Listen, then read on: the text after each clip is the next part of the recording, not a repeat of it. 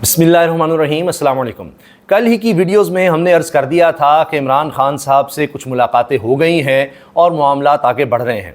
अब चूँकि इस खबर की तस्दीक हो गई है एक और ज़राए से भी, तो लिहाजा इस बात पर हम आपको मज़ीद आगाह करना चाह रहे हैं इस सारे मामले पर, क्योंकि जब अली बिन गंडापुर गए थे इस्लामाबाद से खैबर पख्तूनख्वा हाउस और उसके बाद जो सारा मामला हुआ, तफसील में नहीं जाते, मैंने तभी अर्ज़ कर दिया था और उसके बाद बहुत से सवाल उठाए गए कि जी अली बिन गंडापुर बेवफाई कर रहे हैं, ये कर रहे हैं, वो कर रहे हैं।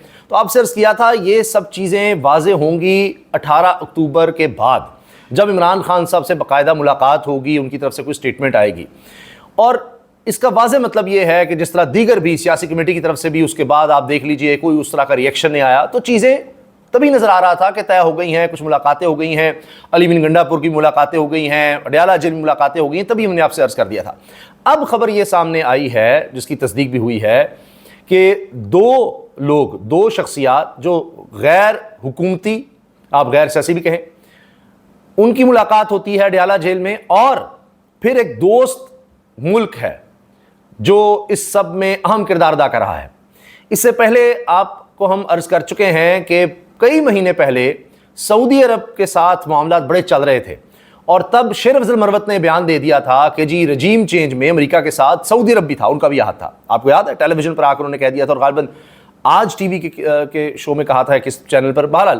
तो जब उन्होंने ये कहा उसके बाद फिर चीज़ें बिगड़ गई थी और इमरान खान साहब तब नाराज़ भी हुए थे शेर अफजल मरवत से कि तुमने ये बात करके, शेर अफजल मरवत ने जब इंटरव्यू बात कही तो उसके बाद फिर उतने करीब नहीं रहे शेर अफजल मरवत इमरान खान के मामला सारे ख़राब हो गए।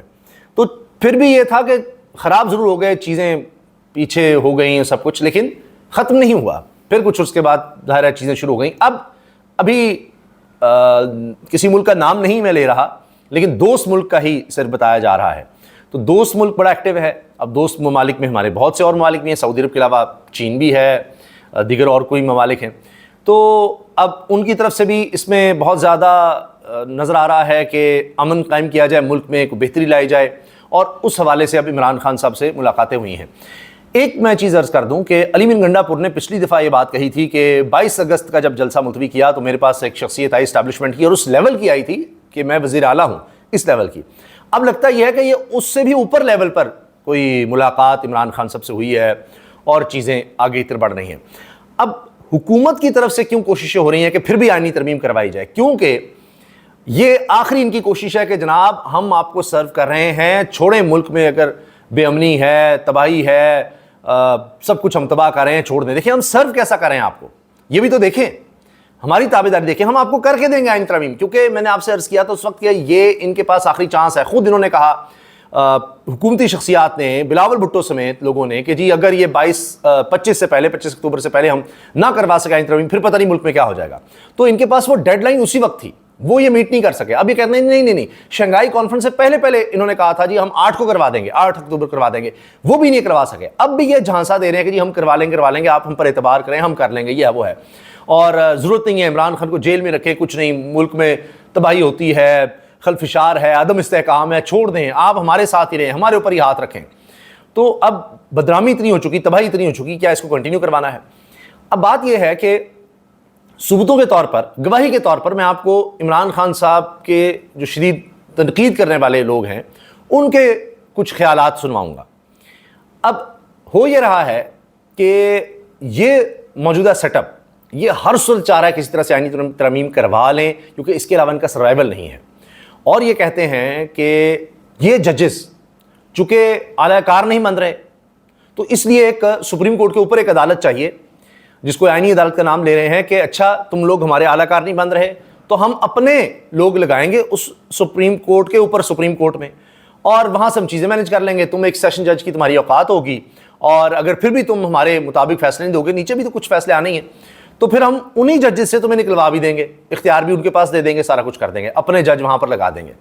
ये इस वक्त सारा प्लान है जो चौपट हो चुका है। कोशिशें अभी भी जारी हैं। अब अंदाज़ा लगाइए कि 10 तो इनके बंदे हैं नून लीग के, जो कह रहे हैं कि बड़ा अच्छा हुआ आईनी तरमीम नहीं हुई। वो भी मैं आपको कहानी बताता हूं कि किस तरह से ये सारी चीज़ सामने आई है। ये हैं जी जाहिद हुसैन साहब, बहुत मशहूर मारूफ जर्नलिस्ट हैं, डॉन में लिखते हैं, किताबों के मुसन्निफ भी हैं, और ये कोई इमरान खान साहब के मद्दाह नहीं है, उन पर तनकीद करने वालों में है। ये सुनिए क्या कह रहे हैं। अगर सही मानों में देखा ना, मैं आपको पता है हम लोग सबकी दोस्ती भी है, और जब प्राइवेटली बात करते हैं मेरे बहुत सारे जो है पीपल्स पार्टी के एमएलए, वो इतने ज्यादा क्रिटिकल हैं इन सब बात के, और इनको समझ में नहीं आती है। अगर फर्ज कीजिए उनको ज़मीर की आवाज में वाकई ज़मीर की आवाज जाती है तो इनका कभी भी ये पास नहीं करा सकते हैं खुद। जाहिद हुसैन साहब को मैं आपको मुख्तसर तारुफ करवाया, इनकी ये बात भी डिनाई नहीं अभी तक कोई कर सका जब इन्होंने कहा कि जी मुझे खुद बताया बाजवा ने कि जी जब इनसे कहा कि तुम्हारे बच्चों ने करप्शन किया और ये सारा कुछ टीटियाँ शिटियाँ जो भी करप्शन, कहते जी बच्चे हैं गलती हो गई। ये शहबाज शरीफ के अल्फाज थे, आज तक इसका डिनाइल नहीं आ सका। जाहिद हुसैन साहब वो साफ़ी हैं जिनको ये जुर्रत भी नहीं कर सकते मौजूदा सेटअप पर ये हुकूमत वाले कि उसको ये कहें कि जी नहीं नहीं नहीं नहीं ये तो झूठ बोल रहे हैं। ये इस लेवल के साफ़ी हैं।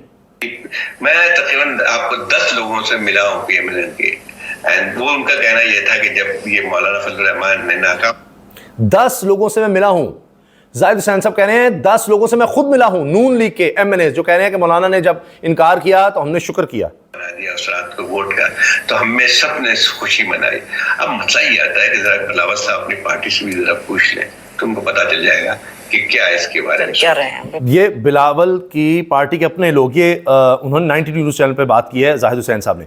बिलावल की अपनी पार्टी के लोग भी कुछ हैं जो खुश नहीं हैं कि ये हम क्या कर रहे हैं, क्योंकि इसके बाद हमारे पल्ले भी कुछ नहीं रहेगा, क्योंकि जजेस हम अब लगा रहे हैं अपने लिए कि हम कंट्रोल रखेंगे, लेकिन कंट्रोल किसी और का आ जाएगा और उसके बाद पता नहीं हमारे साथ भी क्या होगा, सारी उम्र की बदनामी होगी। और अब तो नजरियात वगैरह कुछ भी नहीं रहे, बस ये ऐसी ये ड्रामेबाजी है। तो अब देखिए सना बुच्चा साहिबा ने कहा है कि हॉर्स ट्रेडिंग की बोली 60 करोड़ से 1 अरब रुपए तक की, 60 करोड़ रुपए से 1 अरब रुपए तक की। सना बुच्चा भी इमरान खान साहब की नाकदीन में है। बिलावल की मंतक के मंसूर अली शाह बाकी जजेस को कंट्रोल नहीं कर सकेंगे, जब जजेस कंट्रोल होने लग गए तो अदलिया आज़ाद कैसे होगी। कि आपने कंट्रोल करने के लिए कह रहे हैं कि जी ऐसा हमारे पास चीफ हमने लगाना है जो जजेस को कंट्रोल रखेगा हमारे लिए, हम कंट्रोल कर सकें, वो हमारे कंट्रोल में हो, जजेस उसके कंट्रोल में हो। मंसूर अली शाह वो बंदा नहीं है, देखा आपने। फिर नून लीग की सबसे बड़ी मुसीबत यह है कि वो जब इक़्तिदार में आते हैं हर चीज़ को कंट्रोल करना चाहते हैं, सारा कुछ हमारे कंट्रोल में रहे। और इन्होंने मिसालें दी कि जी इन्होंने यही सोच के मुशर्रफ को लगाया, यही सोच के राहिल शरीफ को लगाया, यही सोच के जनरल बाजवा को लगाया। तो क्या किया आपने? जब नीयत ही गंदी होगी, नीयत ही बुरी होगी, तो उसके नतीजे अच्छे तो नहीं होंगे। करोड़ हो रहा है, किसी को 60 करोड़ ऑफर हो रहा है, मतलब 1-1 अरब रुपए अगर हम आईनी पैकेज को मंजूर कराने के लिए हुकूमत ये काम कर रही है। जो सोचिए ये बात, और उसके बाद अब ये नून लीग का सुनिए।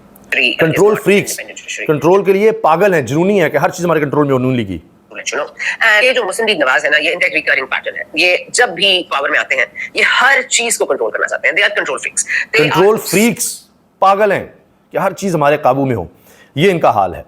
इसके अलावा जनाब अब ये कहा जा रहा है, असदूर ने खबर दी कि जी 10 पीटीआई के एमएनएज हैं जिनको मार्क किया हुआ है कि इनकी बहन बीवी बेटी इसको उठा लेंगे और इनके घर कारोबार सब गिरा देंगे, तबाह कर देंगे। इनको हमने लेकर आना है क्योंकि काजी साहब जो हैं उनकी ख्वाहिश ही नहीं ख़त्म हो रही और अभी भी वो दिन रात कोशिश कर रहे हैं कि लास्टिक की शलवार वाली हुकूमत से किस तरह आईनी अदालत का सरबरा लगवाया जाए। ये बात जनाब ये असदूर ने की है। तो ये वो लोग हैं जो इमरान खान साहब के नाकदीन हैं और इनकी ये गवाहियाँ हैं जो सामने आ रही हैं। फिर दूसरी तरफ तालिबा से मुबैना ज़्यादती, तलबा दूसरे रोज़ भी सराबा एहतजाज, पंजाब असम्बली के बाहर धरना दे दिया। कॉलेज में तालिबा से मुबैना ज़्यादती, वज़ीर आला पंजाब ने तहकीकाती कमेटी तश्कील दे दी। ये दोनों खबरें ये जियो ने भी रिपोर्ट की हैं। तो अब देखिए वज़ीर आला तहकीकाती कमेटी क्या तश्कील देंगे। अज़मा बुखारी साहब ने कहा ऐसा वाकई कोई नहीं हुआ, और उनके वो पुलिस वाले भी कह रहे हैं वाकई नहीं होता। फिर तहकीकाती कमेटी किस चीज़ की बनाई है? देखा आपने, खुद ही कन्फ्यूजन और खुद ही ये मामला सारे इधर उधर करना चाहते हैं कि दबा दो। इन्होंने वकला को भी दबाने की कोशिश की और आजकल तो बिलावल बड़े सख्त खिलाफ हो गए हैं वकला के। तो वकला ने अब कराची में कन्वेंशन बुला लिया है, सिंध हुकूमत के अंडर जो इलाका है वहाँ पर जाकर उन्होंने कन्वेंशन बुलाया और उसमें जनाब रियासत अली आज़ाद सदर इस्लामाबाद हाई कोर्ट बार ने कहा जिस अदालत में तैनाती सियासी होगी वो अदालत भी सियासी होगी, फैसले भी सियासी होंगे, ऐसी किसी अदालत को नहीं मानते नहीं मानते नहीं मानते।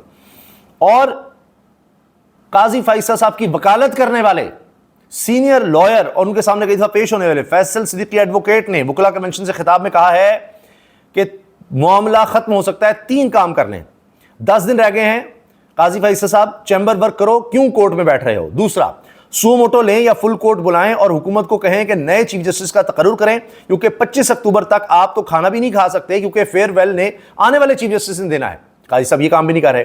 फिर ये जो तरमीम हुकूमत लाना चाह रही है, इस पर सुओ मोटो लें कि एक पैरामीटर्स होते हैं। आप क्या अदलिया को ज़िबा करना चाह रहे हैं? वही कंट्रोल फ्रीक्स, हर चीज़ हमारे कंट्रोल में हो, उसके लिए सब कर रहे हैं। बदकिस्मती से कुछ और जजेस भी सियासी लीडरों को कह रहे हैं कि हम हाजिर हैं, और जो जजेस मंसूर अली शाह को बाईपास करके सीवी भेज रहे हैं चीफ जस्टिस बनने के लिए, इनसे गुजारिश है कि अपनी बारी का इंतजार करें। फैसल सिद्दीकी एडवोकेट का वकला कन्वेंशन से खिताब। और फिर जनाब, डोनट नहीं, हबीब जालिब ने इन जैसे लोगों के लिए कहा था कि लोग डरते हैं तेरी दुश्मनी से, हम तेरी दोस्ती से डरते हैं। ये जनाब एडवोकेट फैसल सिद्दीकी कह रहे हैं, जो बड़े तहम्मुल वाले हैं। और अब सब ने देख लिया है चीफ जस्टिस काजी फाइसा साहब का दौर, तो अब वो सब इस तरह की बातें करने लगे हैं। इसमें आप ये देखें कि ये जो सीवी वाला सीन है ना जजेस का भी, कि नहीं मंसूर अली शाह नहीं, हमें लगाओ, यही काम शहबाज शरीफ साहब करते थे। वो जिस तरह मशहूर हो गया कि जी वो डिग्गी में जाते थे और सारा कुछ होता था, तो वो अपनी सीवी लिए फिरते थे।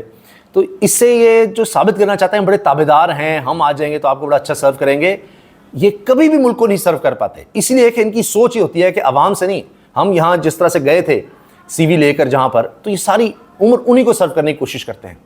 तो फिर अदलिया क्या रह जाएगी जब जजेस जाकर ये कह रहे होंगे सीवी जनाब मुझे लगा दे चीफ जस्टिस, उसके बाद तो सब कुछ खत्म हो जाएगा। तो ये अब जो बची कुची कोई रियासत में अदलिया रह गई है, ये उसका खात्मा चाहते हैं। याद रखिएगा, कंट्रोल फ्रीक्स।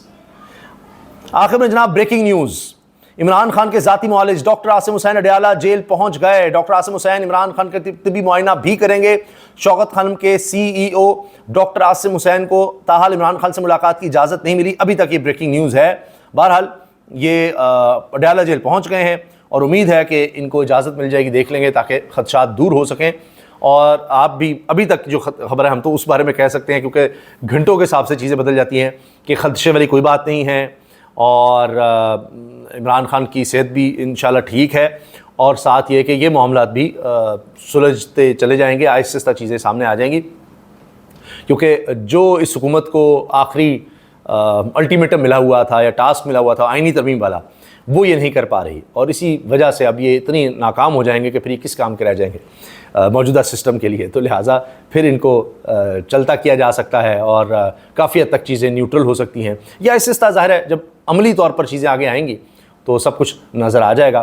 तो अब देखते हैं कि आगे चीज़ें किस तरह से अनफोल्ड होती हैं ये शंघाई कॉन्फ्रेंस के बाद। जो भी होगा इंशाल्लाह उस हवाले से आपको अपडेट रखेंगे। आपसे गुजारिश है दुआओं में ज़रूर याद रखिएगा। अल्लाह हाफ़िज़।